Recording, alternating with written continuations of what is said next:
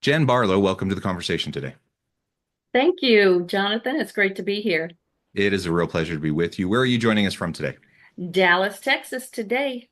Oh, I love Dallas. Great to be with you. I'm south of Salt Lake City in Utah. Today, we're going to be talking about social impact work, how we can move from kind of the conceptual, the philosophical, and the abstract into action and to really doing the work.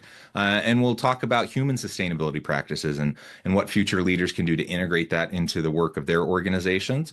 As we get started, I wanted to share Jan's bio with everybody. As founder of Better Job Fit, Jan is driven by a passion for transforming lives and creating sustainable human, social, and economic impact in communities. At Better Job Fit, they believe in empowering individuals and businesses to grow with purpose. And through their programs, they foster conscious leadership, social impact education, and personal development, equipping people to thrive, inspire, and lead for the greater good. They also specialize in supporting transitioning business owners through the 10 stages of business growth, a framework designed to guide owners at every step, whether preparing for an exit, scaling, or navigating complex M&A processes. I could go on, but I'm going to pause there. Jan, anything you would like to highlight by way of your background, personal context before we dive on into the conversation? No, just Better Job Fit is a 501c3, so we're a nonprofit. We started out working with veterans and foster care alumni with our job matching services, and they've grown to 5 brands since then. So we're excited to be here. Wonderful, excellent.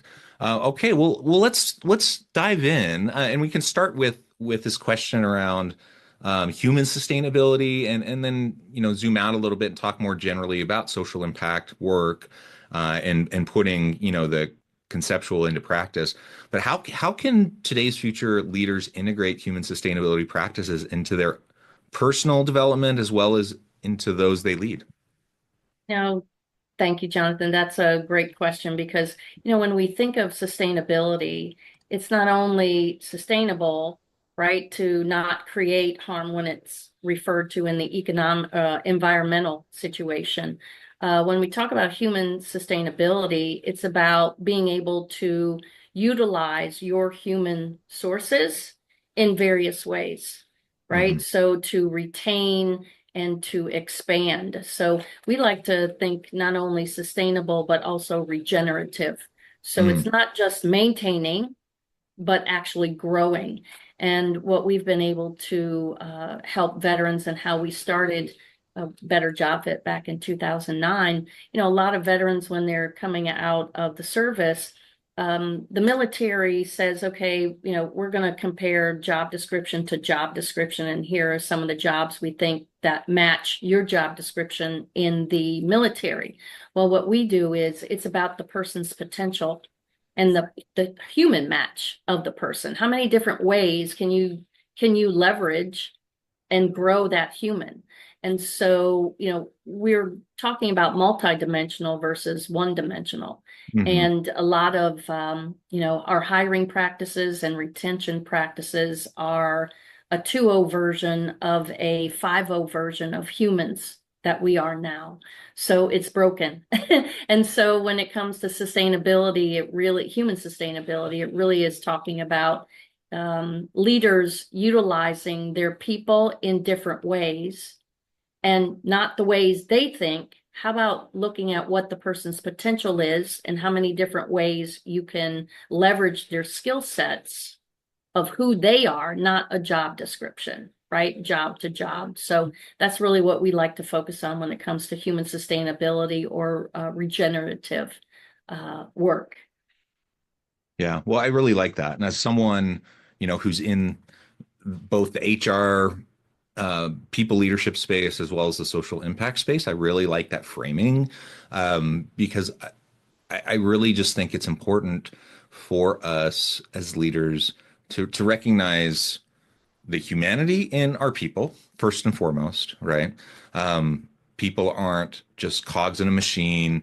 They're individuals. They're humans with lives, with complex, backstories, with needs, wants, desires, with all sorts of things that they bring to the table, and things that can benefit the organization. Also, things that baggage, things, things that are just part of being human.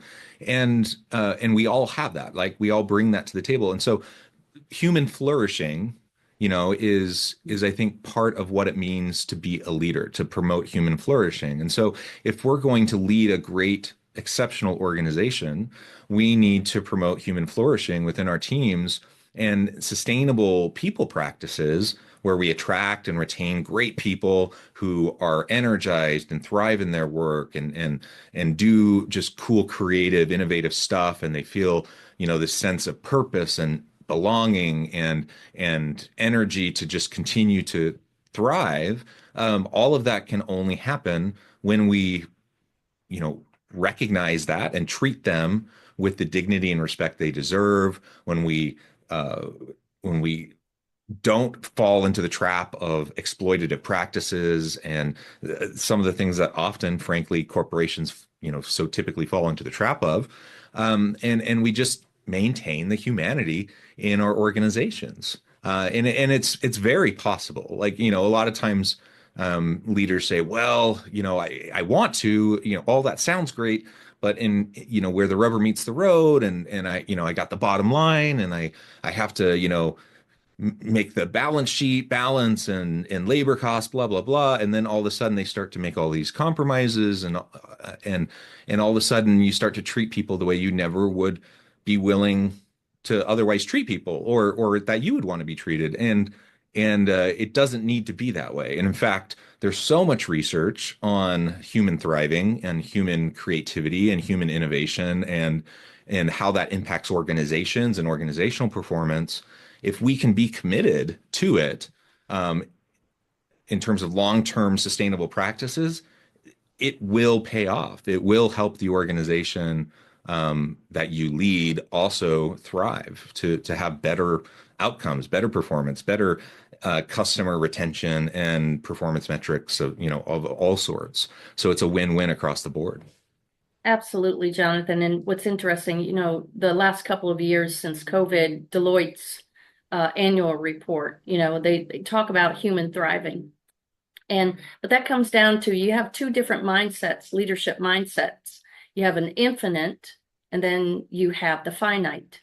The Yeah. finite, mindset is the people that are stuck to the numbers, that are, thinking in lack, right? Because that's really what that is. A finite is thinking in competition and lack. An infinite mindset is not in lack, and there is no competition because what one day a company will be on top, tomorrow they're not, right? So it's fluid. We live in a multidimensional quantum science world where there are no absolutes. And so leaders need to think that way, and they're not being taught how to think that way. And so, what we teach in school and what we teach in business practices and, know the numbers and the analytics but we rarely are teaching how to really, with the human, social, and economic sustainability or really human regenerative movement, we're not really talking about that. We're not practicing it. So I think to the point, you have to educate leaders to be either, to recognize that finite thinking is not infinite thinking. And there are two very different styles of leading. And one grows a business, another one does not. Yeah, yeah, I really like that. So, it's a call to, recognizing and remembering and maintaining our humanity and how we, run our organizations from a human-centered approach for human sustainability and human sustainability practices within our organizations. And it really is possible. And there are so many contrasting examples in the world of business of organizations, same industry, similar size, same basic products or services, same basic clientele. One organization is very human centric, treats their people well, and another organization isn't known for that and is more exploitative in how they treat their people. And we can list off several examples of this direct comparison, and and both are profitable. Like it's not an either or. Like you have to either Right, make money or treat people, right. well or like crap, right? And so let's find ways to make sure that we honor the people in our organizations, and treat them well. Okay, let's zoom out a little bit, because certainly human sustainability practices is a big part of it, but it's only one piece of the broader social impact landscape, and trying to think about as leaders what we do to make a sustainable impact in the world around us, to try to be meaningful, impactful leaders. We all want to drive change, I think. Any leader wants to be a change agent. They want to drive meaningful, impactful, healthy change in their organization, perhaps in their community, in society or whatever. And the question is, are you going to make a sustainable, positive change? Or is it going to be a flash in the pan kind of thing? And I don't know anyone who doesn't want to make a sustainable change. Everyone wants to what they do to matter, and yet it's so hard to do. Like to do something and to really drive organizational change that sticks, that will really make the impact that you want it to have, and to be sustainable is hard in an organizational context, within a community or a societal context. My goodness, that's even harder. And so we talk the talk, like we say all these big highfalutin kinds of things, and we have all this conceptual stuff, and we have all these abstract ideas, but putting that into practice and to really do it, and to really be that change agent, and to really make a difference and do it in a sustainable, impactful way, man, that's just so hard. So let's start to unpack that and just share some ideas on how we can start to do this. You know what we did with Better Job Fit, and it wasn't until we started doing it and people said, "Oh my gosh, like that is unique."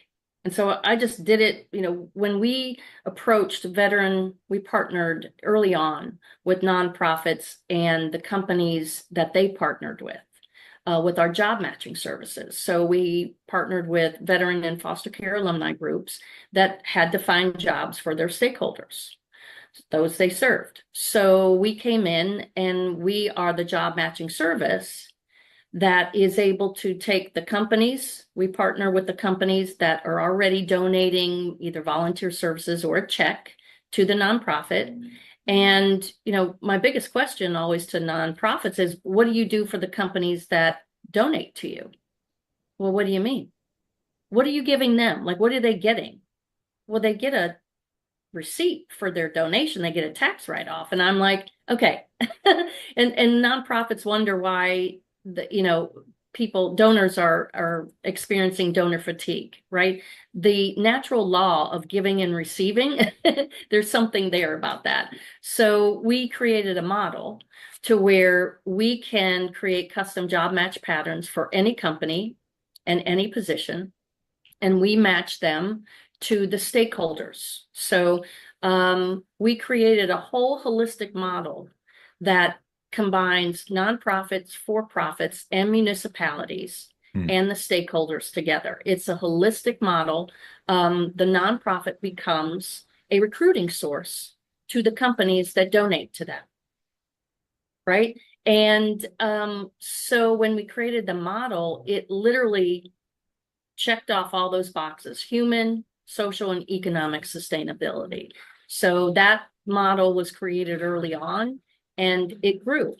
And so now we do social impact workshops and conferences to help communities come together to do just that: create human, social, and economic sustainability. We invite venture capital, we invite representatives from nonprofit, for-profit, angel investors, community foundations, economic development councils, and we are consciously curating events that are matching these people up with their needs and literally creating human, social, and economic sustainability in those engagement sessions. That's really cool. And I like how you started where you were at. Like start where you can start. I think that's Yep. one of the first lessons that I take away from your story. Because one of the biggest mistakes that I see people, make is that they see all these big, hairy, complex problems, right? Oh We yeah. have global poverty, or hunger and food insecurity, or take any of these big, hairy, problems, climate change or whatever. These huge problems, right? They're big, huge, hairy problems. If they were easy to solve, they would have been solved a long time ago. And do we need to continue to work on them? Yes. Have people, made valiant efforts towards them? And do we need to continue to make valiant efforts towards them? Yes. But, any one individual is not going to be able to make that dent. And if I try to dive into the work to like solve hunger or or poverty or climate change, all I'm going to do is beat my head against a brick wall and be super frustrated, right? And so what I need to do is scan my local environment, like immediately around me, my sphere of influence. Like, what do I have the potential to influence? And that's my local community, or as in a business context, that's my organization, perhaps my own team, my own division, whatever, right?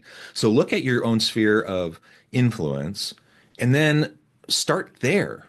Like over time, your influence may expand. Like you may have more notoriety.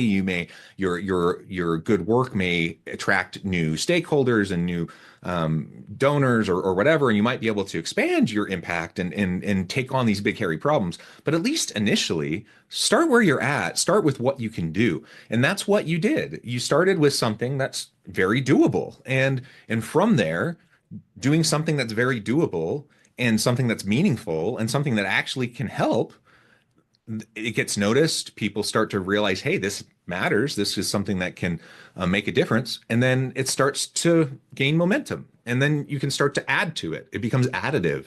And then you start to bring in new stakeholders and new people start to jump on and be a part of it. And then all of a sudden, you start to do more and more. And that's how this work is going to start happening in more meaningful, kind of large scale, scalable, Right. high momentum kind of ways, right? And it snowballs. And Yeah, exactly like you absolutely. said, you do have to pick one, right? I mean, human, social, or economic sustainability, right? Um, what's natural? What's the natural next step? A lot of times it's with the people you work with, start addressing the human side of sustainability. How many different ways can you use your people? Like I had a client that he was growing and needed a leadership team. So we assessed, we had 15 people, we had to choose 6 or 7. And, we created custom job match profiles for each of those positions, right? And we matched them up. And we had one person that was a 79% match to their job. Now, traditionally, people would say, oh, that's not a good match. They're not a good match for their job. No, what that says is, your job in your company, that specific job in your company, is only accessing and utilizing 79% of that person's ability. Mm, That's all that means. But you see the difference in mindset that yeah. people would say, oh no, they're not a good match because they're only at 79% match. No, that's not what that means. It means your job in your company, that position, you're only accessing 79% of that person's ability. You're leaving 21% on the table. And what happens is when you start leveraging that 21%, that person is going to feel more fulfilled because they're utilizing more of their gifts. Right? Now you got when you're leveraging that person to the max as much as you can, it doesn't matter if you know, an extra project on the side or, a short little assignment. You're feeding that person, you're filling them up. That's what's going to keep that person, right? So that mindset, that alone, that mindset of, oh no, they're not a good match or they're not good at their job. Well, you haven't done enough to find out what this person's gifts and talents are. you haven't, as an employer or a leader, you haven't done your job, right? I mean, how many different ways can you use a screwdriver?